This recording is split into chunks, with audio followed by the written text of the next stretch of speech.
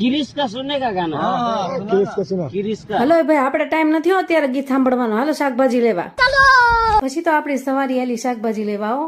પતિદેવને બીજા ઘણા બધા કામ હતા પણ આપણે તો લગાડી દીધા આપણા કામે. પતિદેવ કે મારે હજી ઇસ્ત્રી કરવાના છે કપડાં ને ઓલું આમ છે ને આ તેમ છે ને. મેં કીધું તમારું ભલે જે હોય અમારું પેલા કરો પછી તમારું કર્યા કરજો. પછી તો આ સરસ મજાનું લીલુંછમ શાકભાજી જોઈને હું તો ફટાફટ રસ્તામાં જ ઉતરી ગયો. મેં કીધું મને તો અહીંયા જ ઉતાર દો, હું જલ્દી જઈને લેવા જ માંડું શાકભાજી.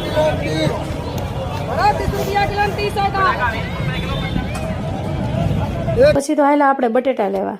किलो 50 का 3 किलो 50 का 3 किलो 50 रुपए का 3 किलो। આપણે 50 ના 3 કિલો બટેકા લઈ લીધા પણ થોડી વેઇટિંગ હતી એટલે આપણે થોડી વાર રાહ જોઈ લીધી કેમ કે બીજાના બટેકા જોખાતા હતા. પછી આપણે આપી દીધા આપણા બટેકા.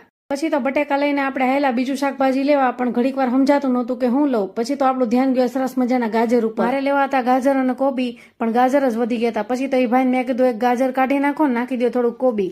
પછી તો થોડાક દફોડિયાની જેમ ફાફા માર્યા પછી મળી ગયા આપણે આ ટમેટા. ટમેટાનું શું છે? 40 किलो ऐसे परदेसी टमाटर કિલો કરી દેનું. પછી તો કાકા જોગતા હતા ટમેટા. આપણે તો પૂછી લીધું કે ટમેટા હારા તો નીકળશે ને? એક नंबर निकलेगा बहन जी, और कुछ चाहिए? मैं કીધું और कुछ नहीं चाहिए, अब हमको ज्यादा हिंदी नहीं आती, अब यहाँ से निकलते.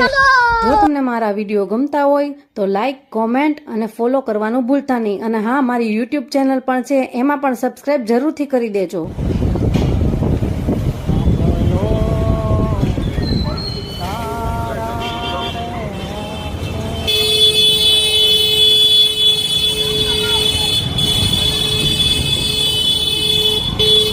પતિદેવના તો રસ્તામાં ગણગણ ગીતડા ચાલુ જ હોય. પછી આપણી સવારી પહોંચી ગઈ છે ઘરે. હવે આપણે શાકમાં લઈ આવ્યા છીએ કોથમીર, મેથી, ટમેટા, બટેટા, કોબી, ગાજર અને આમાં લીધું છે આપણે વટાણા, રીંગણા, કેપ્સિકમ, ઓળાનું રીંગણું અને હા આ મરચી તો બતાવતા ભૂલી જ ગઈ. તો ચાલો મળીએ કાલે નેક્સ્ટ વિડીયો.